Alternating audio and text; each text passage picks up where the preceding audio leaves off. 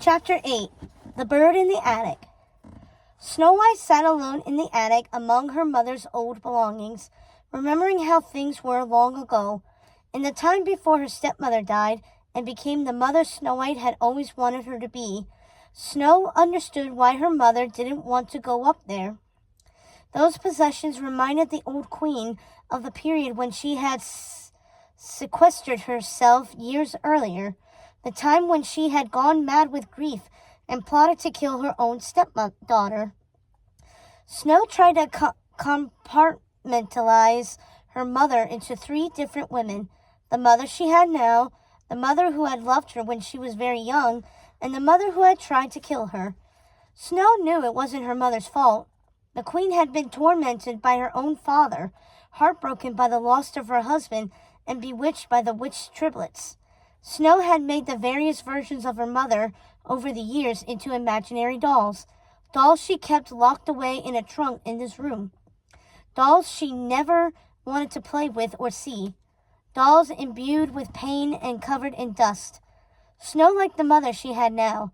She had no reason to revisit the others. Even the recollection of her sweet mother from her early childhood brought Snow heartache, because she knew all those terrible days that followed her father's death would come tumbling down like an avalanche, reminding her of how grief had destroyed that mother. Yes, she liked to focus on the woman she loved dearly and depended on now, but she couldn't look at her mother's things without bringing those dolls into the light, taking them into her hands and dusting them off as she replayed the timeline of her life. Those dolls, those mothers, marked the passing of beautiful yet terrifying times. With quiet, tentative steps, Snow went to one of the wooden chests that contained the artifacts of her tortured childhood. It creaked painfully as she opened it, like a warning. The book of fairy tales she was looking for was sitting beneath a small wooden box with a carving of a dagger piercing a heart. Something about the box sent chills into Snow's own heart. She didn't want to know what was in it. She didn't want to see the pain on her mother's face if she were to ask her about the box, so it would have to remain a mystery. It was enough that she was up there alone, knowing her mother was waiting for her, knowing each moment that passed was a pain in her mother's heart. Snow suddenly felt like she had when she was very small. In the old castle where she had grown up, there had been a hallway that had always frightened her. There was no particular reason for her fear, aside from the fact that the hallway was always rather dark. Snow's imagination had conjured up all sorts of nightmares living in the shadows, but she used to have to walk down that hallway every day to reach the classroom where she met her tutor.